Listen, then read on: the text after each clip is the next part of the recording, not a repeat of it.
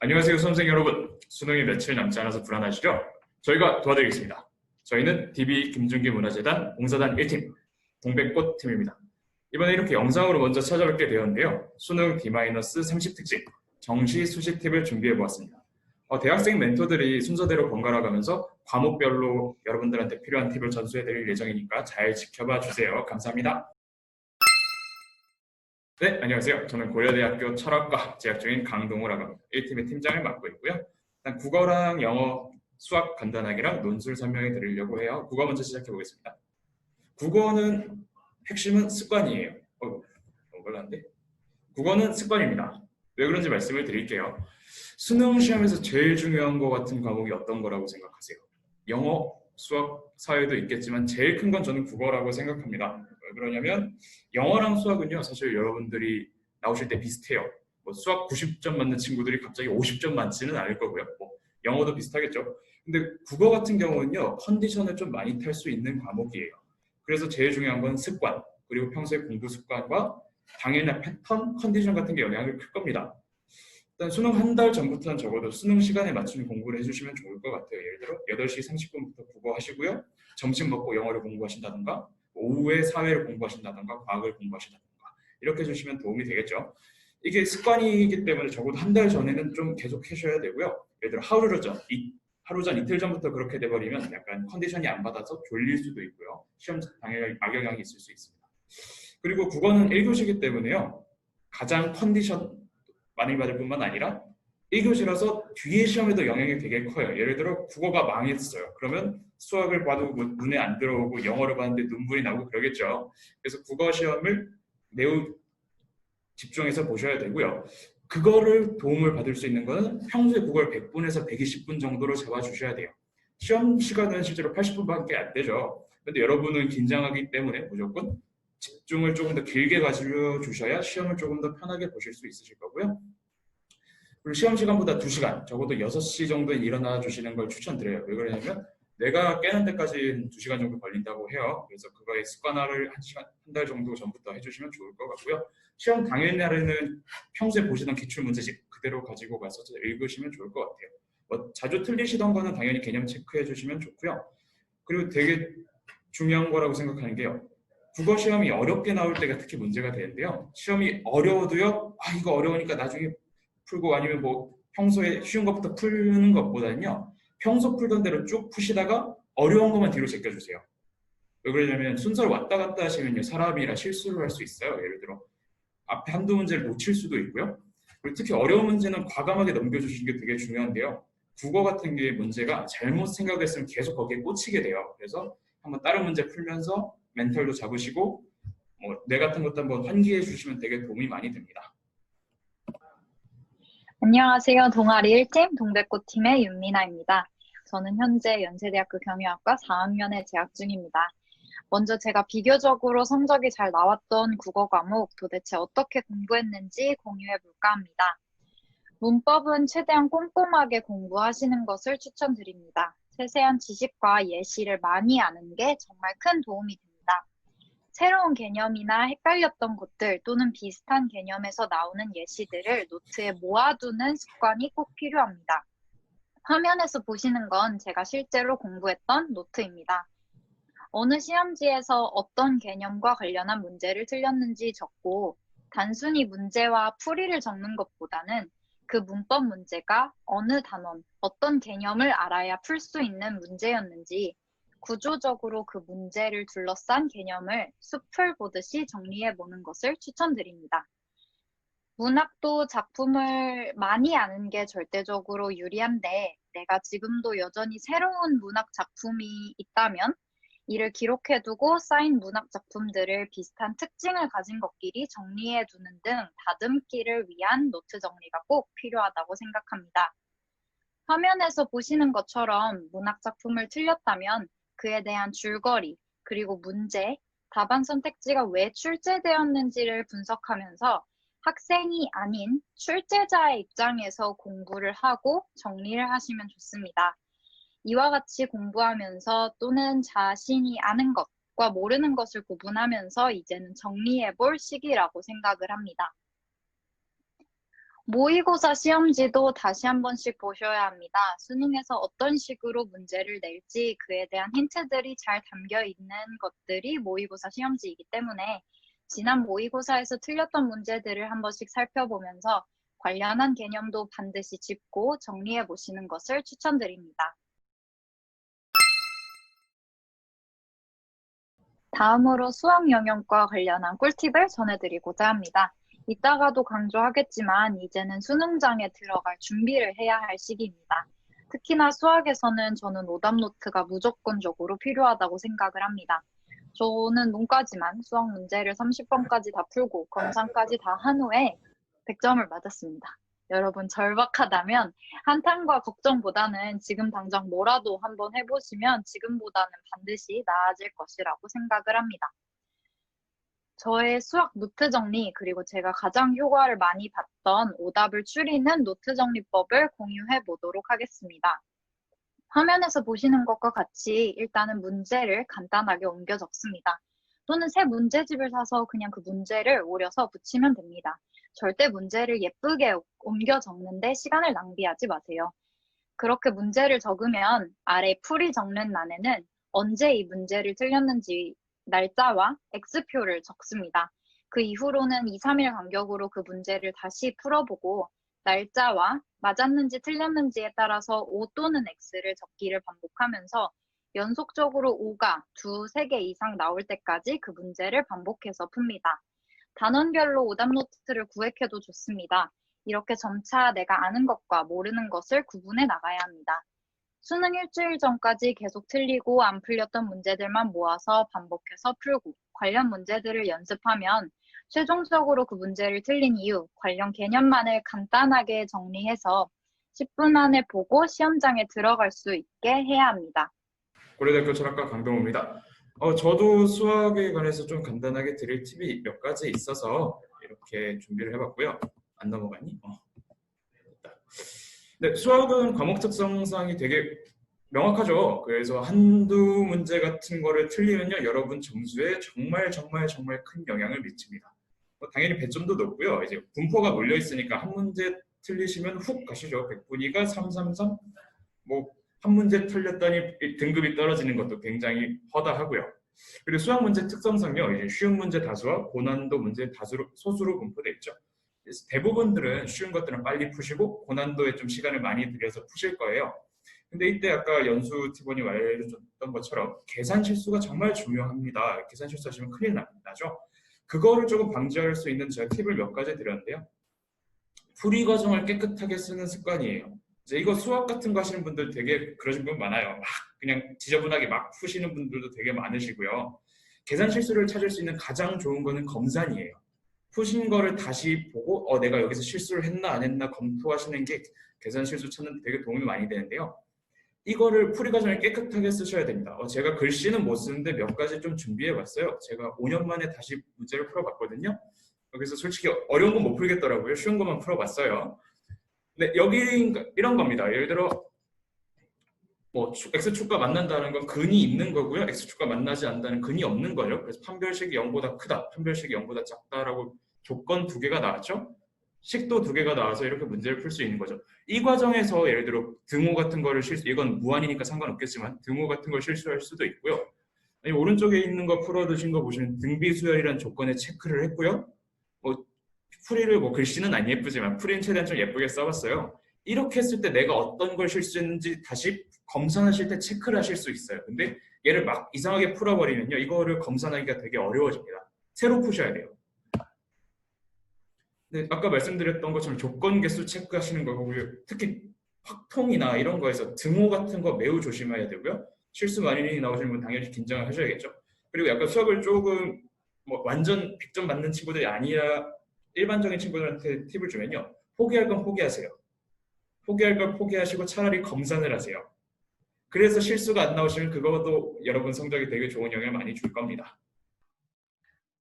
저는 문과 수학에서 계산 실수랑 30번에 대한 내용을 다뤄보겠습니다.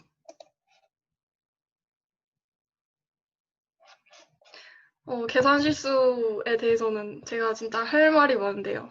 저는 계산 실수를 그냥 방치했어요, 수험생 때. 그냥 몰라서 틀린 문제만큼 그거를 심각하게 대하지 않고, 아, 이거 그냥 내가 맞출 수 있었는데, 나 이거보다 잘 볼 수 있었어라고 생각하고 맨날 넘어갔는데, 진짜 여러분은 그러지 마세요. 진짜 어떤 부분에서 자주 실수를 하는지 체크를 해두세요. 예를 들어서 뭐, 내가 더하기를 해야 되는데 자꾸 곱하기로 착각한다. 그런 부분이 있으면 꼭 적어놓고, 다음부터는 그런 실수를 안 하도록 꼭 그 실수 노트를 만드세요. 그다음에 30번에 대해서 얘기해보자면 30번은 되게 막 어렵고 복잡하다기보다는 오히려 정말 핵심적인 개념에 대해서 다루고 있는 문제들이 많아요. 정말 개념을 숙지했을 때 풀 수 있는 문제들이 많아요.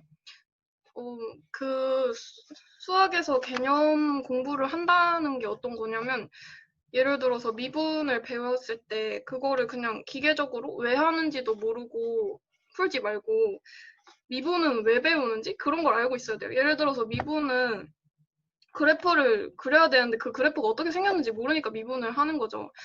그런 걸 고민하면서 그런 거에 대해서 많이 고민하고 생각하면서 공부해본 사람이 30번을 풀 수 있어요.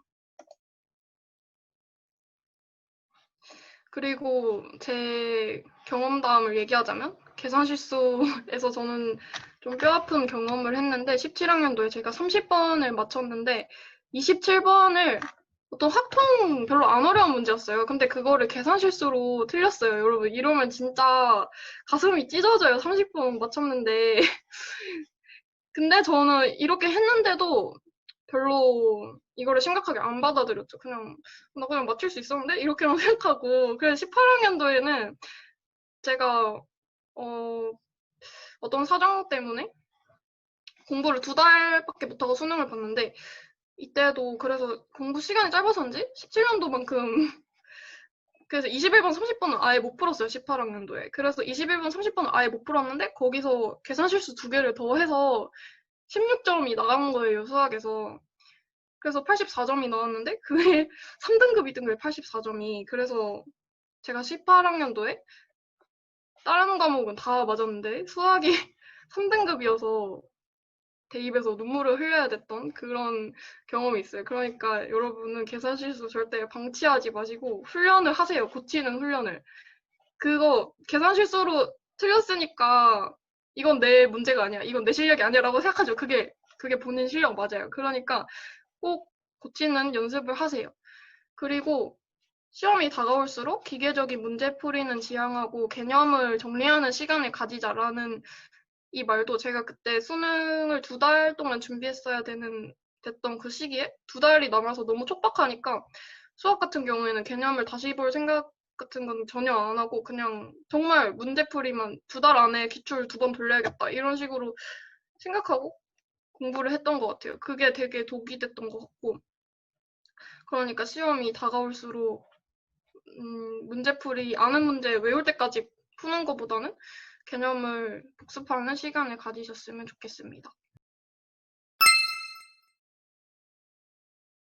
네, 영어는 효율성입니다. 영어 시험의 특징이 2가지가 있죠. 첫 번째로는 EBS 연계 70%, 두 번째로 절대평가죠. 그래서 여러분은 90점만 넘으시면 모두 다 1등급이 될 수 있습니다. 그래서 중요한 거는요, 영어에는 시간을 많이 안 들이시는 게 중요해요. 효율적인 공부가 굉장히 중요하거든요.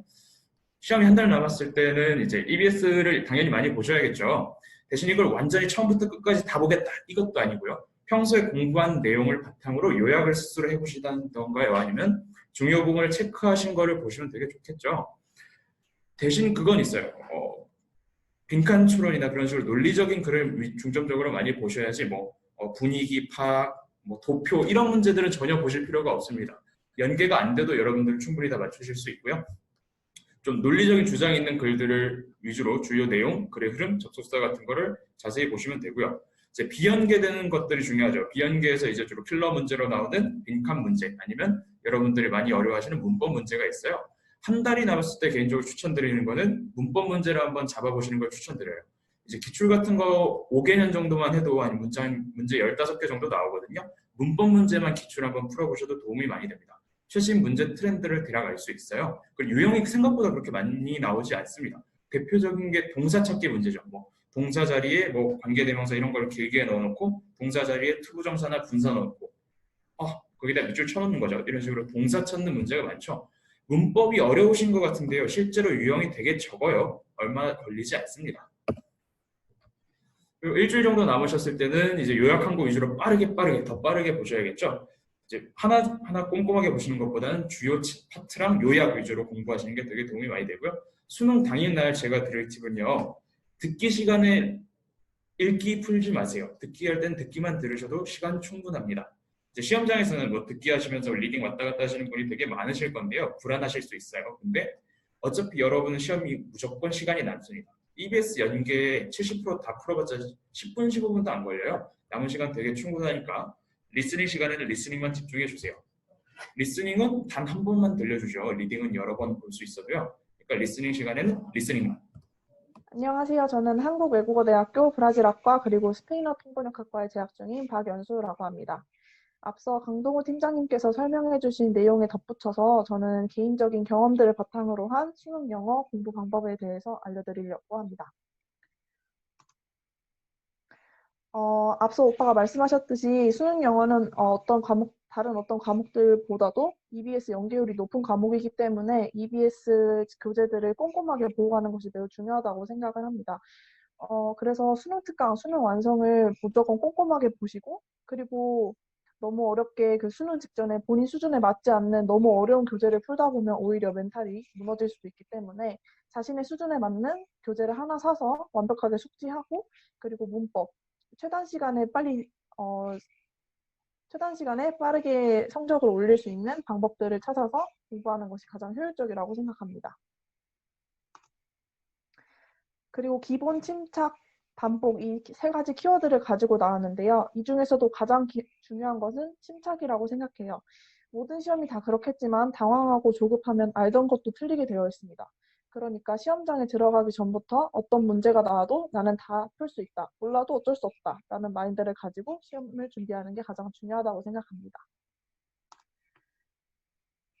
그리고 실제로 저는 여기 고득점을 원한다면 듣기를 잡자라고 써놨는데요. 실제로도 상대적으로 읽기에 비해서 난이도가 낮고 정확도만 높이면 듣기 점수는 충분히 가져갈 수 있기 때문에 고득점을 원한다면 듣기를 절대 틀려서는 안 된다고 생각을 합니다. 간혹 듣기 파트에서 명확하게 답을 내리지 못하거나 주변 소음이나 아니면 본인의 집중력 부족으로 인해서 문제가 넘어가는 상황이 생기기도 하는데요. 이런 경우에는 절대 당황하지 말고 빠르게 다음 문제로 넘어가는 것이 중요합니다. 읽기 파트에서는 수정할 시간이 충분하지만 듣기 파트에서는 수정할 수 있는 시간이 부족하기 때문에 그 문제를 잡고 있는다고 해서 해결이 되지 않고 오히려 자신의 집중력 그리고 멘탈까지 무너질 수 있기 때문에 침착하고 문제를 풀어나가는 게 가장 중요합니다. 그리고 지문이 해석이 안 될 정도로 너무 어렵고 단어가 해석이 안 돼서 이 지문이 전체가 해석이 안 된다. 그러더라도 절대 당황해서는 안 되고 또 침착해야 합니다. 나한테 어려우면 다른 사람한테도 무조건 어렵게 되어 있고 그러니까 당황하지 말고 아는 것부터 침착하게 아는 것만이라도 틀리지 않겠다는 각오로 문제를 풀어나가는 것이 가장 중요합니다.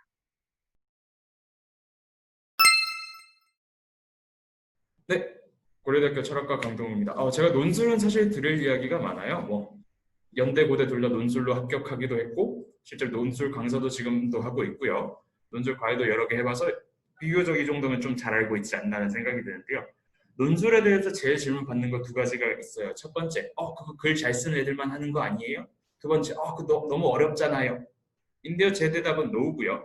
논술의 핵심은 독해입니다.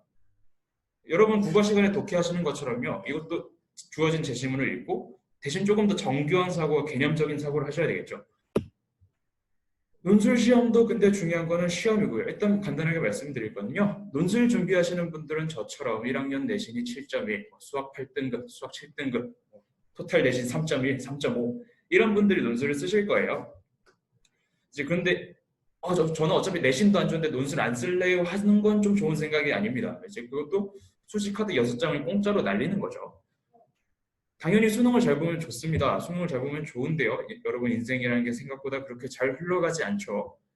논술의 좋은 점은요, 수능을 조금 못 보셨어도 두 번째 구명줄이 될 수 있어요. 그래서 포기하실 것은 아니라고 생각드리고요. 그리고 논술 시험도 근본적으로는 시험이에요. 답을 매겨야 되고 채점해야 되고 합격자를 가려야 되는 시험입니다. 그래서 얘는 답이 정해진 시험이에요. 똑같이 문제풀이입니다. 그래서 제가 독해가 중요하다고 말씀드렸거든요. 아무리 글을 잘 쓰고 논증 과정이 완벽하고 예시가 정확해도 답이 틀려버렸으면 아예 그거는 쓰레기통 가시고요. 파쇄기 가시는 겁니다. 예를 들어 예시 이런 게 있죠. A, B, C, D 중에서 문제 해결 방식에 따라 분류해라. 지금 문제를 낸 거죠. 문제에 대한 해답이 있어요. A, D랑 B, C 이렇게 나눠질 수 있어요. 어떤 기준이 있겠죠. 이거를 틀리시면요. 아무리 내가 뭐 글을 잘 써서 뭐 누구 논술을 해서 상을 받고 뭐 대학을 아무리 가셔도 답이 틀리시면 무조건 틀리신 거예요. 이거는 바로 쓰레기통 가시는 겁니다. 답을 맞추시려면 중요한 게 바로 논제에 대한 분석이죠. 논제에 대한 분석은 되게 많이 들어보셨을 거예요. 예제를 간단하게 가져와 보는데요. 2019년도 성균관대 기출입니다. 성균관대가 논술에서 제일 인기 많은 학교입니다. 실제로 뭐 해화역 수능 끝나고 가시면 걸어 다닐 틈도 없어요. 많이들 겪어보셨을 거예요. 그리고 성균관대 특징은 컷도 굉장히 낮고요. 내신 등급 컷도 낮은 편이고 수능 등급 컷도 굉장히 낮죠.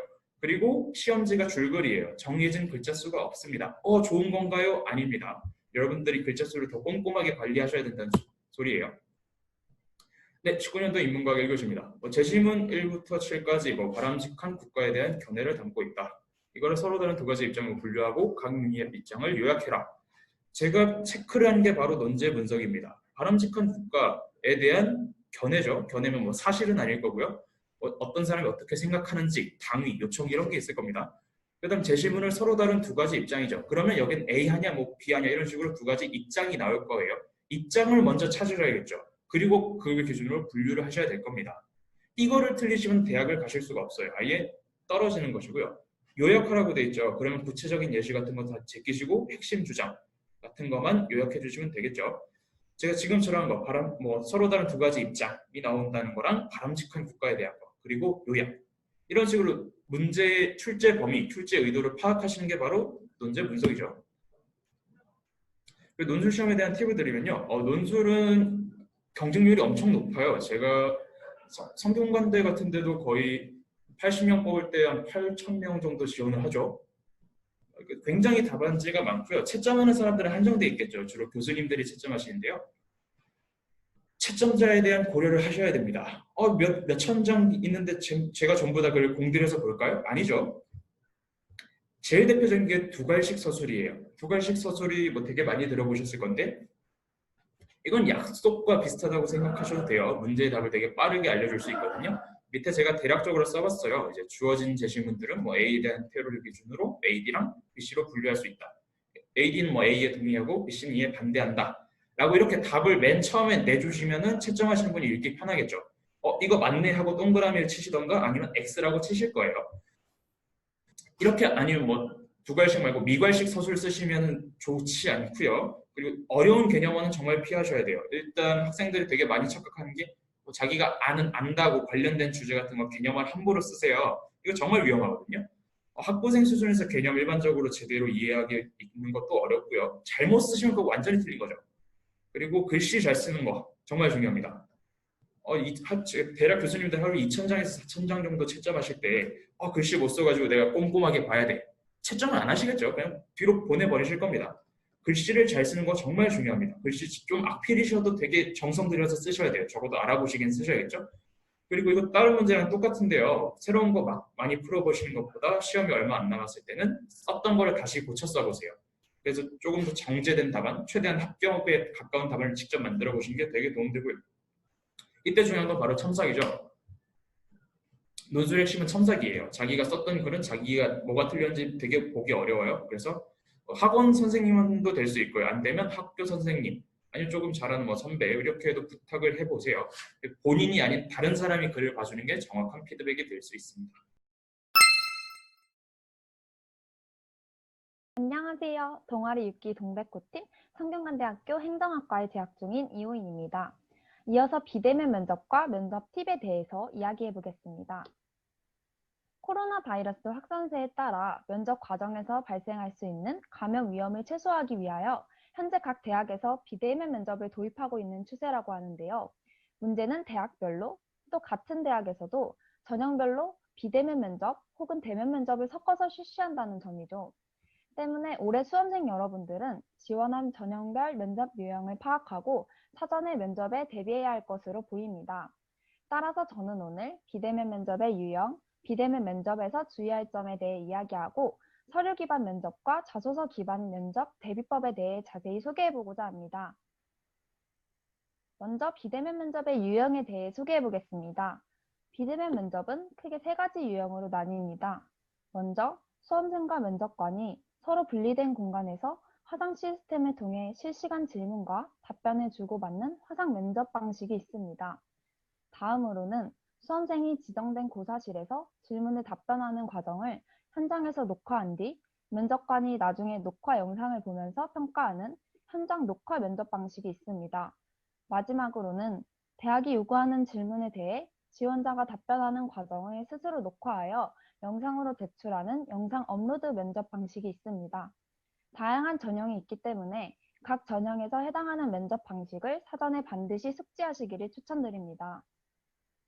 그렇다면 비대면 면접에서 주의해야 할 사항으로는 어떤 것들이 있을까요?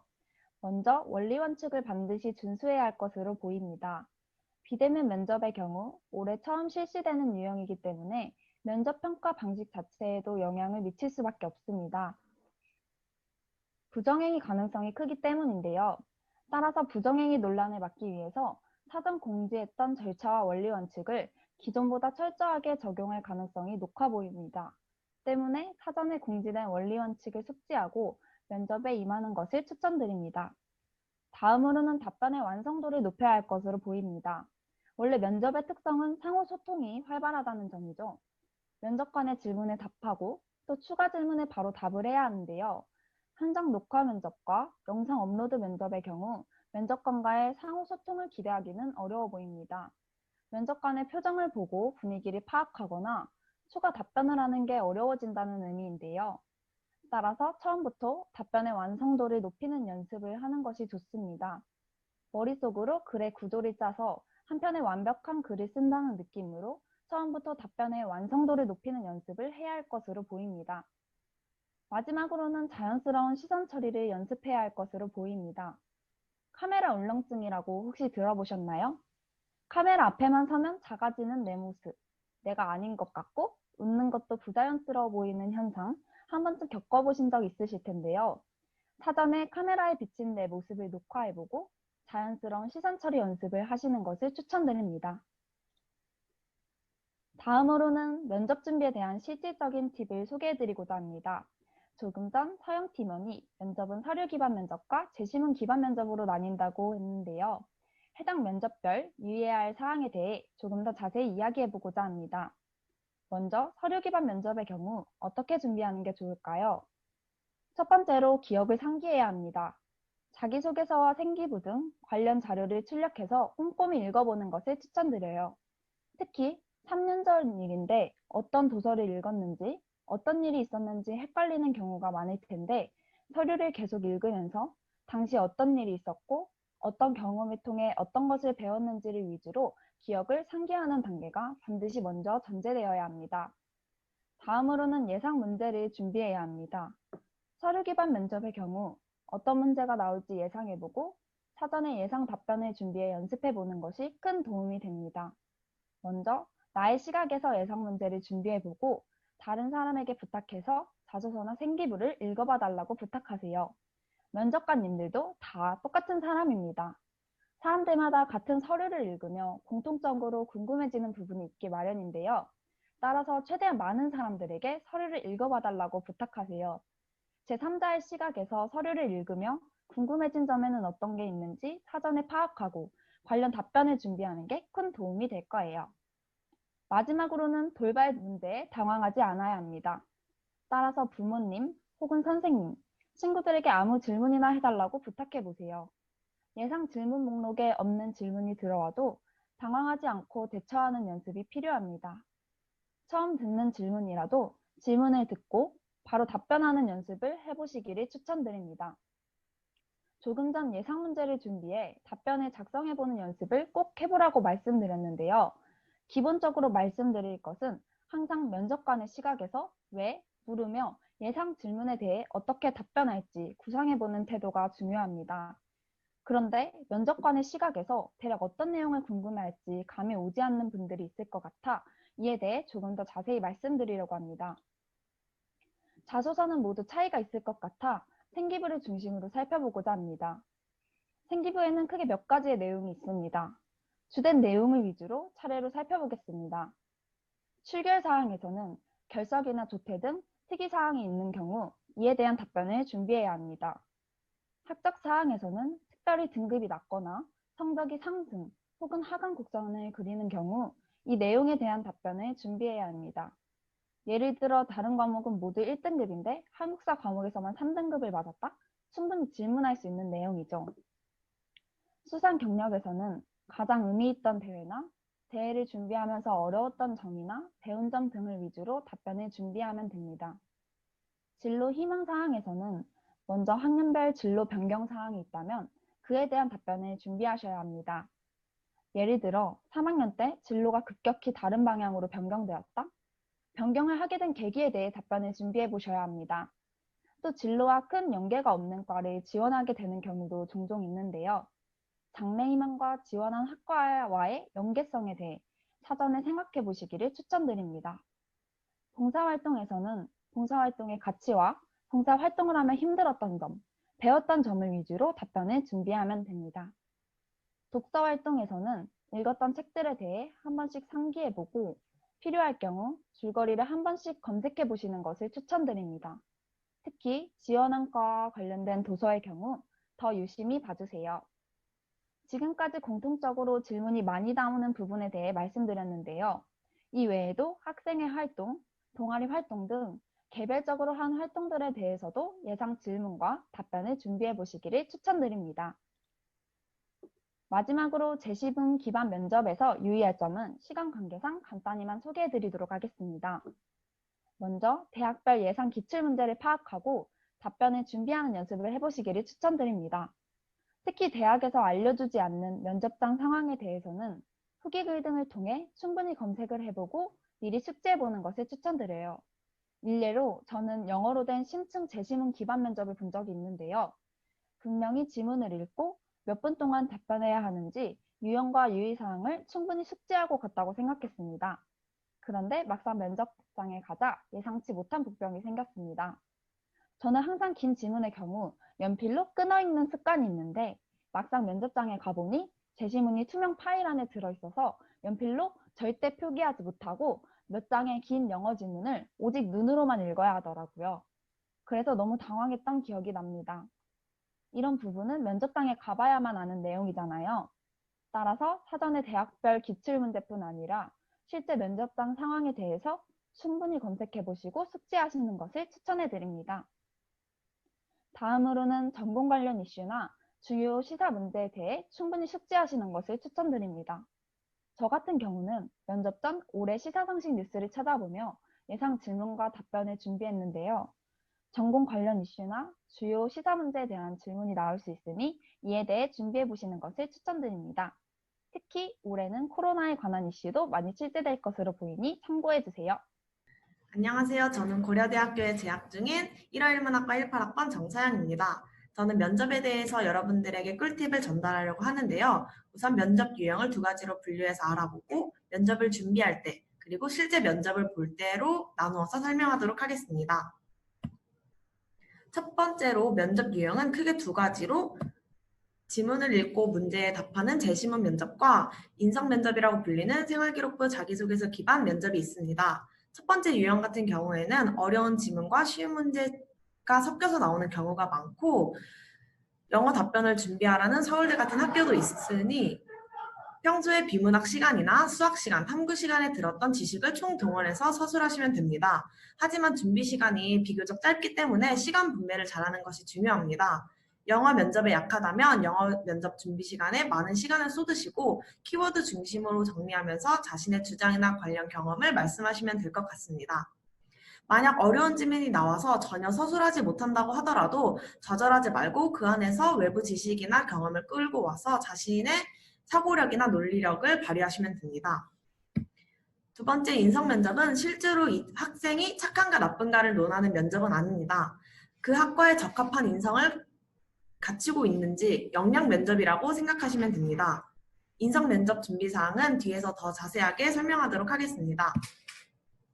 본격적으로 면접을 준비하는 자세에 대해서 말씀드리고자 하는데요. 가장 중요한 키워드는 자신감과 부탁할 수 있는 자세, 그리고 긍정적인 마인드라고 할 수 있습니다.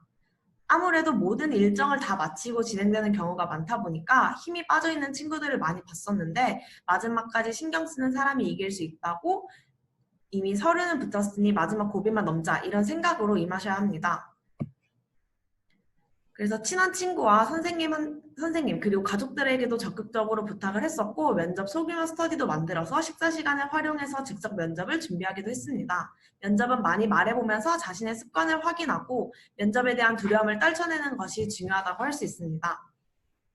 인성 면접과 재심문 면접은 모두 입학사정관과 교수님의 마음을 사로잡고 설득해야 합니다. 그래서 면접을 준비할 때 이런 순서대로 준비하는 것을 추천드리는데요.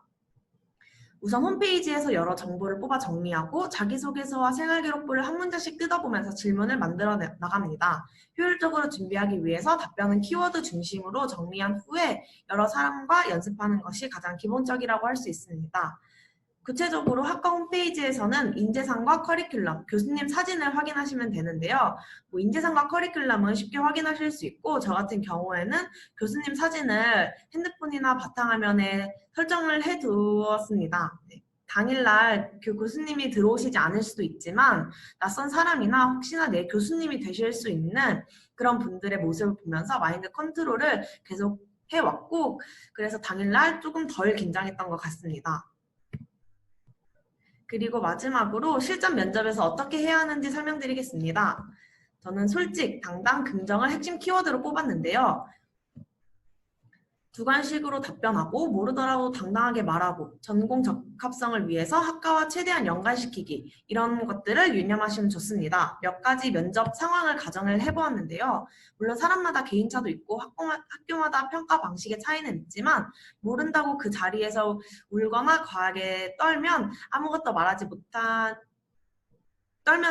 아무것도 말하지 못하는 것보다 시간에 대한 양해를 구하거나 가볍더라도 자신이 현재 알고 있는 그런 지식들을 최대한 논리적으로 전개해 나가는 것이 중요하다고 할 수 있습니다. 부족한 답변이라 하더라도 마지막에 이러이러한 부분을 이 학과에서 더 배워나가고 싶다고 긍정적이고 솔직하게 답변하는 것을 추천드립니다. 또한 인사나 복장, 노크 같은 것들도 많이 신경 쓰시는데 입학상정관 분들에게 여쭤보면 그런 부분들을 면접 점수에 전혀 들어가지 않으니까 연습 때만 습관화시키는 정도로 신경 쓰시면 좋을 것 같습니다.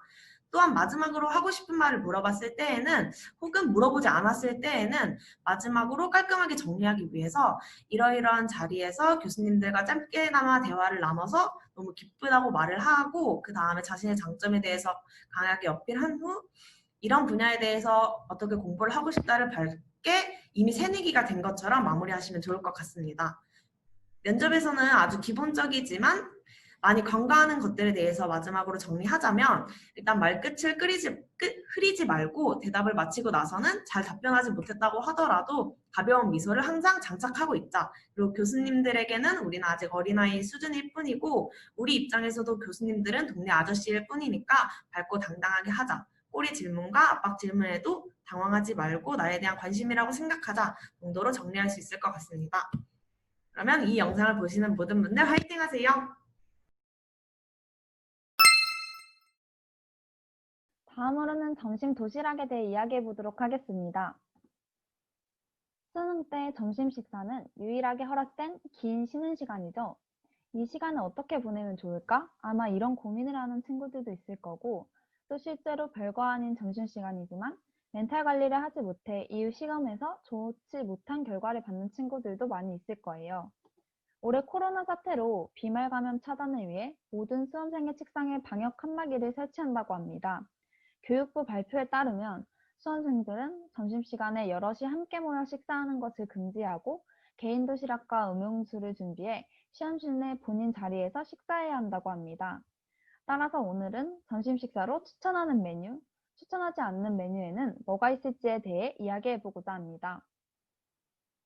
점심 식사의 중요성은 길게 말하지 않아도 다들 아실 거라고 생각이 되는데요. 수능 도시락은 아침부터 장시간 응시하는 긴 시험의 특성상 체력이 떨어지지 않고 탈이 나지 않게 하여 최상의 컨디션을 유지하게 할 수 있는 메뉴로 준비하여야 합니다.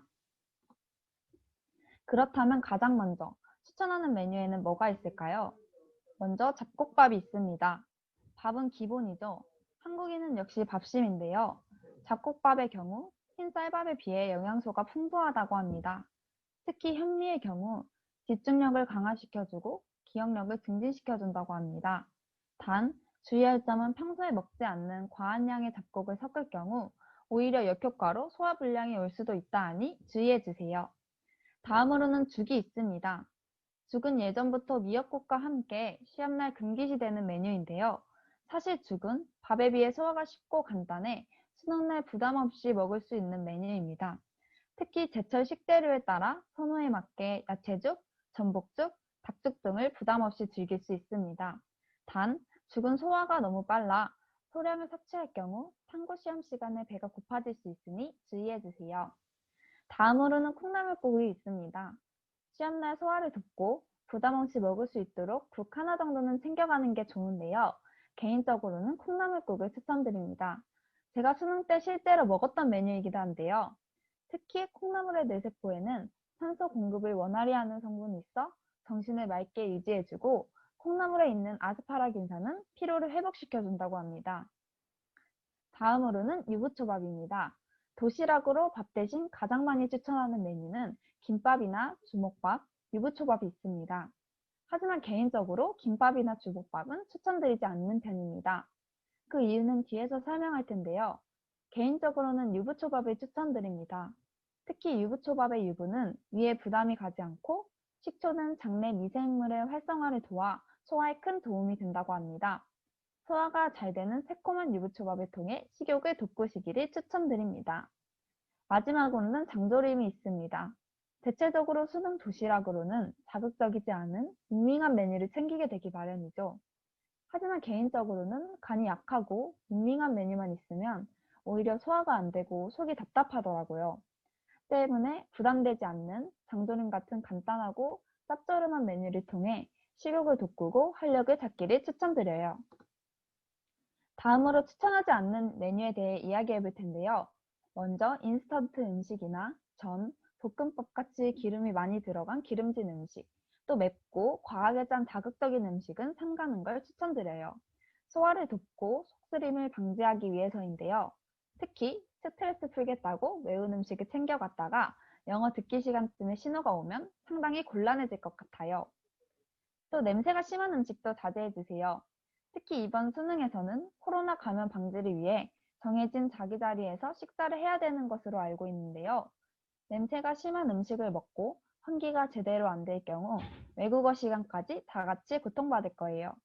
따라서 개인적으로 냄새가 심한 음식은 추천드리지 않습니다. 다음으로 양이 많은 음식도 삼가해주세요. 배탈을 막기 위해 적정량만 드시기를 추천드립니다. 또 한 입의 양이 많은 음식도 피해주세요. 개인적으로 아까 말했듯이 도시락으로 김밥이나 주먹밥을 생각하시는 분도 많을 텐데요. 김밥이나 주먹밥은 밥을 꾹꾹 눌러 담아 기름진 김에 말아먹는 메뉴이기 때문에 한 입에 들어가는 양이 많고 기름질 수 있어 개인적으로는 추천드리지 않습니다. 다음으로 졸음을 유도하는 음식도 피해주세요. 음식을 먹은 뒤에 몸이 나른해지고 졸음이 오는 식곤증. 누구나 한 번쯤 경험해 보신 적 있으실 텐데요. 수능 때 누가 졸겠어? 생각하실 텐데 실제로 조는 분 많습니다. 특히 점심시간 후 영어 듣기 시간이 고비죠. 식곤증을 유발할 수 있는 쌈채소와 같은 졸린 음식은 개인적으로 추천드리지 않습니다. 마지막으로 너무 차거나 소화가 안 되는 음료도 자제해 주세요. 특히 찬 음료수나 얼음의 경우 복통을 유발할 수 있습니다. 또 유제품도 조심해 주세요. 우유를 먹고 배탈 나본 경험 혹시 있으신가요? 유당 분해증이랑 유당의 분해와 흡수가 충분히 이루어지지 않아 설사, 복통 등을 유발하는 증상을 의미합니다. 배가 아프고 소화가 잘 안 될 수 있으니 유제품은 추천드리지 않습니다. 저는 수능을 평소 실력만큼 보려면 어떻게 해야 되는지에 대해서 얘기해 보겠습니다. 저 고등학생 때 자꾸 평소 실력만큼 수능을 보면 그게 수능 대박이다라고 말을 하시는 선생님이 계셨어요. 정말 왜 그렇게 애들 기를 죽이신 건지 저는 잘 모르겠지만 과연 이 말은 사실일까요? 저는 사실이 아니라고 생각합니다. 저는 9월 모의고사를 엄청 망했었는데 수능은 그거보다 잘 봤어요. 그리고 제가 수능을 2번 봤는데 2번 다 모의고사 잘 쳤던 모의고사랑 비슷하게 봤던 것 같아요. 그래서 제가 어떻게 수능을 모의고사를 잘 친 것만큼 칠 수 있는지를 생각해봤는데 우선 사설이랑 교육청 모의고사에 연연하시면 안 돼요.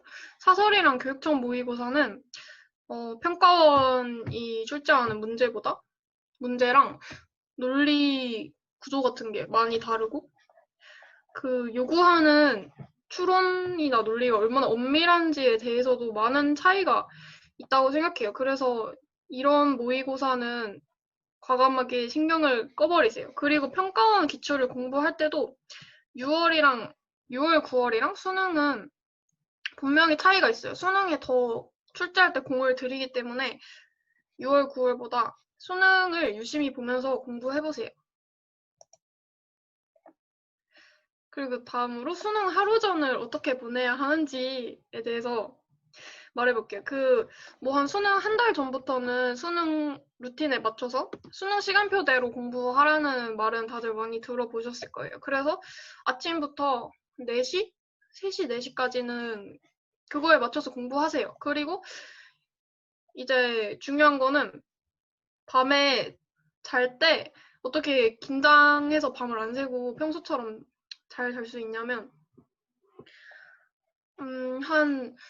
그 루틴에 맞춰서 오후까지 공부를 한 다음에 이제 저녁 먹고 한 8시? 9시쯤에 모의고사를 한 세트 더 꺼내세요. 그래서 국어부터 수학, 영어 이렇게 차례대로 풀면은 한 11시쯤만 돼도 진짜 잠이 와요. 거짓말처럼. 그래서 저는 수능 2번 봤는데 2번 다 엄청 잘 자고 봤는데 잠이 안 올 땐 공부를 하시면 됩니다.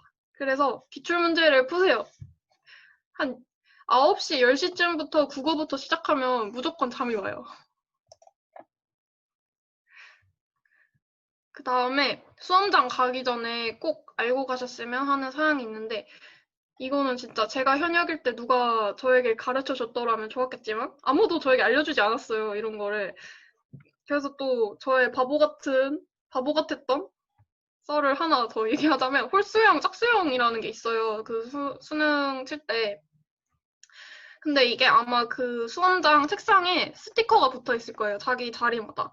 그 스티커에 이름이랑 수험번호하고 밑에 자기가 홀수형인지 짝수형인지 그 스티커에 적혀 있어요. 근데 저는 그거를 몰랐고 그냥 그때그때 시험지에 나오는 홀수형, 짝수형 보고 그걸 마킹을 하는 줄 알았어요. 내가 홀수형, 짝수형 그게 아예 정해져 있다는 걸 몰랐어요. 그래서 제가 점심을 먹다가 그 책상의 스티커에 제가 홀수형이라고 적혀 있는 걸 점심을 먹다가 발견한 거예요. 그래서 전 너무 소름이 돋는 게 나 국어 수학 칠 동안 내가 홀수형인지 모르고 그냥 시험지에 나와 있는 대로 마킹한 것 같은데 근데 정말 이상했던 게 제가 국어 시험지가 짝수형이었던 것 같은 거예요, 자꾸. 그래서 영어 시험을 치면서 그게 점심시간에 발견한 게 아니고 영어 시험 딱 시작하기 전에 발견했나? 아무튼 그래가지고 영어 시험을 치면서 자꾸 나 국어 짝수형 시험지 받아서 짝수형이라고 마킹한 것 같은데 나 어떡하지? 나 국어 빵점이면 어떡하지? 나 이거 홀수형 짝수형 표기 잘못해서 나 빵점 내는 거 아니야? 라는 생각이 영어 시험 치면서 자꾸 들었어요, 진짜. 진짜 막 미치겠어가지고 이거 어차피 국어 빵점인데 어차피 재수해야 되는데 그냥 집에 일어나서 집 갈까? 이런 생각까지 하면서 영어 시험을 쳤어요. 진짜 그래서 솔직히 영어를 평소보다 살짝 못 봤어요. 한두 문제 차이긴 한데. 그래서 진짜 왜 그랬는지 모르겠는데 괜히 국어를 짝수형 시험지를 받았던 것 같아가지고 그래서 막 시험 끝나고 그걸 확인하려고 거기 시험 본부에 가서 저 홀수형인데 짝수형 시험지 받아서 짝수형에 마킹한 것 같다고 막 이렇게 얘기하는데 막 눈물이 철철 나가지고 막 울면서 막 그 감독관 선생님한테 얘기를 해서 이렇게 딱 보니까 홀수형이라고 제대로 버킹을 했어요, 결국 국어에. 근데 어쨌든 그래서 여러분 그 책상에 스티커 있으니까 거기에 돼 있는 거 보고 잘 확인하시고요. 홀수형인지 짝수형인지. 그리고 그 다음에 가채점 하는 법인데 이것도 가채점 어떻게 하는지 아무도 안 알려주죠. 그 수험표 뒤에 시험 마치고 시험 마칠 때마다 그 수험표 뒤에 이렇게 적으시면 되고요. 볼펜으로 5개씩 묶어서 적으세요. 뭐 1, 2, 3, 4, 5 이런 식으로. 그거 적어서 집에 와서 채점해 보시면 되고요. 그리고 도시락은 앞에서 상세하게 말씀해 주셨지만 그냥 평소에 먹던 걸 먹는 게 최고예요. 평소에 안 먹었던 거 먹지 마세요. 그러면 탈나요. 그러니까 저는 그냥 평소에 엄마가 집밥으로 해주던 거 밥이랑 반찬 가져가서 먹었어요. 양도 그냥 평소에 먹던 만큼 먹었어요. 그리고 어차피 올해는 코로나라서 같이 못 먹는다고 하지만 그냥 되도록이면 혼자 드세요. 네, 제 얘기는 여기까지입니다.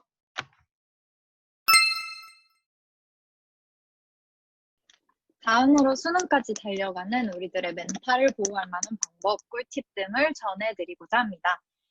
완벽한 사람은 없기 때문에 아니 있더라도 적어도 그게 자기 자신인 게 아닌 거는 다들 잘 알고 있잖아요. 그렇기 때문에 고등학교 생활을 정말 좋은 대학을 가기 위해 열심히 하면서 정말 힘든 일이 많다고 생각을 합니다. 그럴 때마다 가장 중요한 건 저는 멘탈, 그리고 원동력을 잘 잡고 찾는 것이라고 생각합니다. 계속 나를 움직이게 하는 힘을 스스로 찾을 줄 알아야 합니다. 꿈을 찾으세요. 장래희망을 정하세요. 정말 많이 들어보셨죠? 물론 그런 사람들이 있긴 합니다. 내가 무언가가 되고 싶어서 그게 꼭 되고 싶다는 의지 하나로 지금 하고 싶은 것들을 포기하면서 공부를 하고 하기 싫은 것들을 해내는 사람들이 있습니다. 제가 고등학생일 때 저희 학교 전교 1등 또한 정말 경제학 교수가 되고 싶어서 꿈이어서 그렇게 공부하는 친구였습니다. 하지만 현실적으로 그런 친구들이, 그런 사람들이 얼마나 되겠습니까? 당장 어제 본인들, 저희 스스로의 모습을 한번 생각해 봅시다. 설령 자기가 정말 뭐가 되고 싶은 꿈이 있더라도, 나 이거 드라마 꼭 봐야 되는데, 지금 막 공부할 게 남아있으니까, 이제 공부하고 봐야지 이러고 딱 끄고 들어갑니까? 잘 그러지 않죠. 그러는 사람은 정말 많지 않습니다. 솔직하게 얘기하자면 저는 이제 B2B라는 가수를 7년째 좋아하고 있습니다. 정말 한때는 제가 고등학교 때는 B2B보다 유명한 사람이 돼서 B2B에게 내 이름을 알려야겠다. 또는 돈을 정말 많이 벌어서 큐브 엔터테인먼트의 대주주가 돼야겠다. B2B에서 이창섭이라는 멤버가 이제 제가 제일 좋아하는데 그 친구가 아메리카노를 되게 좋아해서 정말 그 큐브 엔터테인먼트 앞에 카페를 차려야겠다 이런 생각으로 공부를 한 적도 있습니다. 그게 며칠이 가든 몇 달이 가든 상관없습니다. 여러분들을 움직이게 하는, 공부하게 하는, 계속해서 나아가게 하는 동기를 찾으시기 바랍니다. 또한 제 친구는 중학교 때까지 축구를 하다가 고등학교 때부터 본격적으로 공부를 시작했습니다. 하지만 그 친구가 공부를 시작하게 된 계기는 좋아하던 여자분에게 차이고 나서 공부를 시작하기 시작했고 그렇게 해서 현역으로 서울대 경영학과에 입학을 했습니다. 이처럼 스스로 자기 자신은 자기가 제일 잘 압니다. 스스로를 움직이게 할 수 있는 힘을 찾으시기 바랍니다. 그 원동력이 사라지면 끊임없이 새로운 것을 찾고 스스로를 나아가게 하셔야 합니다. 다음으로 대학생이 되면 사실 혼자 자유롭게 운용하는 시간들이 굉장히 많아집니다. 이때 고등학교 때 어떻게 공부했고 어떤 습관을 갖고 있는지가 잘 드러난다고 생각을 합니다. 고등학교 때는 단순히 눈앞의 점수를 잘 받기 위해서 공부를 하기도 하지만 지금의 내가 나를 어떻게 다루는지, 내가 나의 시간을 어떻게 관리하는지 등이 습관이 되어서 이후의 나의 삶에도 큰 영향을 미치게 된다고 생각을 합니다. 그만큼 고등학교 때는 또한 목표를 설정하고 이를 달성하는 연습을 하는 게 참 중요한 것 같습니다. 이렇게 큰 간섭 없이 내가 나를 여러 번, 여러 환경에서 스스로를 알아갈 만큼 테스트해 볼 수 있는 기회는 교복을 입은 학생 때에만 사실 가능한 일이니까요. 제가 조언하고자 하는 목표 설정의 팁은 목표를 꼭 자신의 최대치로 설정하라는 것입니다. 최저치는 자기의 실력에서 오늘 뺀 만큼, 최고치는 자신의 실력에서 오늘 더한 만큼이라고 생각을 하고요. 그 이상, 그 이하도 아닌 정말 목표를 자신의 최고치로 설정을 하고 자신의 실력이 운이 아니라 실력이 그 최고치를 커버할 수 있는 만큼 열심히 노력하시기 바랍니다. 저 또한 고등학교 3년 내내 목표는 스카이였고 그중에서도 서울대를 목표로 하면서 공부를 했지만 연세대학교 경영학과에 입학을 했고요. 저는 많이 아쉽습니다. 네, 많이 아쉬워도 사실 후회는 하지 않았고 제 목표의 상당 부분을 이뤘다고 생각을 합니다. 고등학생이 되면서 친구 관계나 사제 관계, 공부를 하면서 정말 다양한 선택을 하고 고민을 하고 생각을 많이 하게 될 텐데 이를 통해서 많이 성숙해지는 계기가 되셨으면 좋겠습니다. 또한 그럴 때마다 아쉬워도 절대 후회는 하지 않을 선택을 하시기 바랍니다.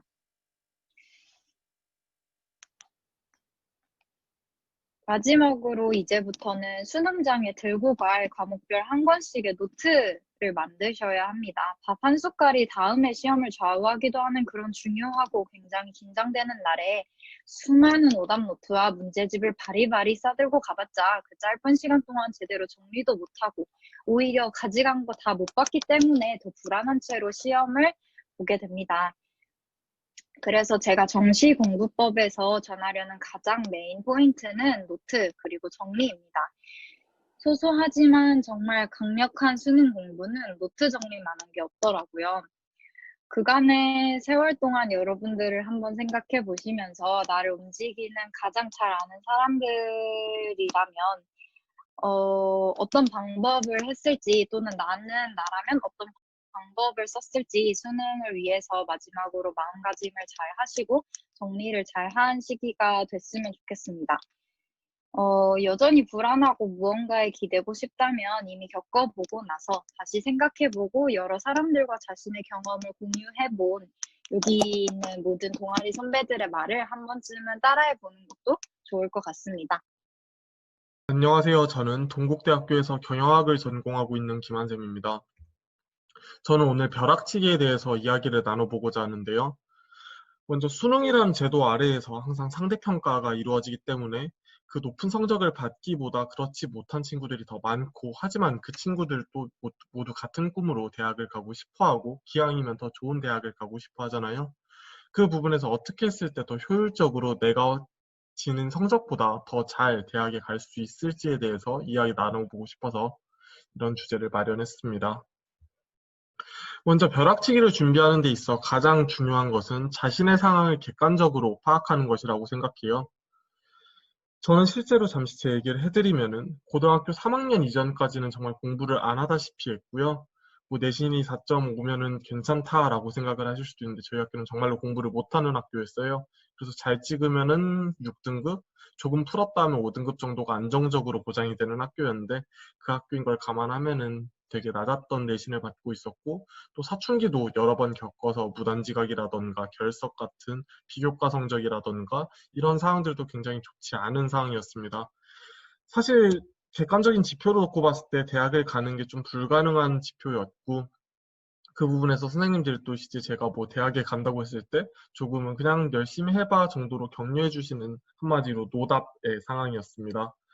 제가 본격적으로 대학을 가야겠다고 결심한 거는 고등학교 3학년 3월 모의고사 끝나고쯤이었어요. 당시에 모의고사 봤는데 다 5등급 내외를 받았던 것 같은데 별다른 동기는 없었던 것 같아요. 그냥 당일성으로서 1년 뒤에 제가 대학생은 되고 그 대학생이 될 때 기왕이면 조금은 더 좋은 대학에 다니고 싶고 남들에게 인정받고 싶었다는 그 욕구 하나만 가지고 공부를 시작했던 것 같아요. 이렇게 결심하고 나서 실제로 대학을 가려고 어떤 대학을 갈 수 있을지 알아보는데 굉장히 대학이 다 좋지 않은 대학들이 많더라고요.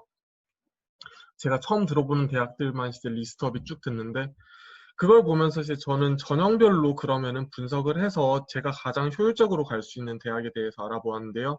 먼저 여기 적힌 것과 같이 학생부 종합이라든지 교과에는 전혀 지원을 할 수 없는 요건이었고 그리고 가장 객관적이고 공정한 시험 정시이겠지만 현실적으로 남은 시간에 비례했을 때 제가 정시를 공부해서 대학을 입학하는 건 불가능한 상황이었고요. 그러다 보니까 제가 결정하게 된 어떻게 보면 유일한 선택지였던 건 논술이었고 저는 육논술의 길로 대학 생활을 하기 위한 준비를 시작하게 됩니다.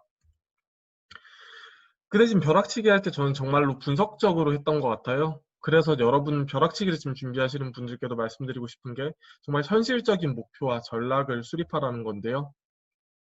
논술도 당시에 대학마다 사실 세부 지표가 굉장히 다른데요. 그 부분을 주요하게 보라고 말씀드리고 싶어요. 당시 저 같은 경우에 물론 특수한 케이스지만 비교과 성적이 굉장히 안 좋은 케이스였고 때문에 비교과 성적은 그리고 또 다른 대학에서는 굉장히 엄격하게 반영하는 경우도 많거든요.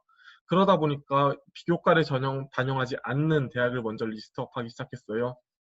지금 입시 제도가 바뀌었을 수도 있지만 저 당시에는 비교과를 반영하지 않는 가장 높은 라인의 대학이 한국외대, 그 외로 동국대, 세종대 대학 등이 존재했던 것 같은데요.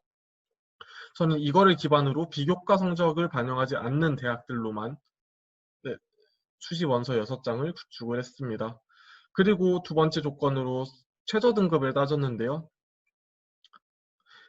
최저 등급도 마찬가지로 지금 좀 다를 수 있겠지만 3과목을 반영하는 대학이 있고 2과목을 반영하는 대학이 있었는데 당시에 제가 본격적으로 공부를 시작한 게 이제 여름방학 전이었으니까 그때부터 수능까지의 목표를 봤을 때 3과목을 준비해서 모두 충족할 수 있는 뭐 세계합 6등급 정도의 등급을 충족하는 건 어려울 거라고 판단했고 그래서 2과목에 4등급 정도를 요구하는 최저 등급의 대학들로 지원을 결심했습니다. 그렇게 되면서 중경예시에서 국송세단 라인이라고 하죠. 그 라인의 대학 중에서 6곳을 선택을 했고요. 여기에서 잠시 말씀해드리고 싶은 건 수능 최저 없는 대학이 요새 굉장히 늘어나고 있는 추세인데 저는 개인적으로 수능 최저가 없는 대학은 지원을 지향하는 것을 권유해드리는 바인데요. 먼저 논술의 취지가 굉장히 경쟁률이 높은 시험인데 거기에서 최저 등급은 어떻게 보면은 그 친구들의 절반을 떨어뜨려 줄 수 있는 가장 좋은 방법인데 자신에게 맞는 수능 최저 등급을 선택한다면 충분히 충족시키면서 경쟁률도 반으로 줄일 수 있는 기회이기 때문에 이 부분은 조금 더 많은 고민을 해보셨으면 좋겠습니다. 네, 그리고 나서 저는 또 이제 지망할 대학교와 뭐 조건들을 따져서 지망할 대학을 선택한 이후에 어떤 2과목을 올인할 것인지에 대한 고민을 했어요. 근데 여기에선 사실 많은 고민을 하지 않았던 게 단 하나였는데 이제 인풋 대비 아웃풋을 고민했던 것 같아요. 가령 국어나 영어 같은 언어 쪽의 이제 개념들은 보면은 제가 비문학 지문을 하나 읽는다거나 영어 지문을 하나 읽는다고 해서 그 다음 지문에 있는 모든 문제를 풀 수 있는가에 대해서 고민을 했고요. 그렇지 않다라는 스스로의 결론을 내렸습니다.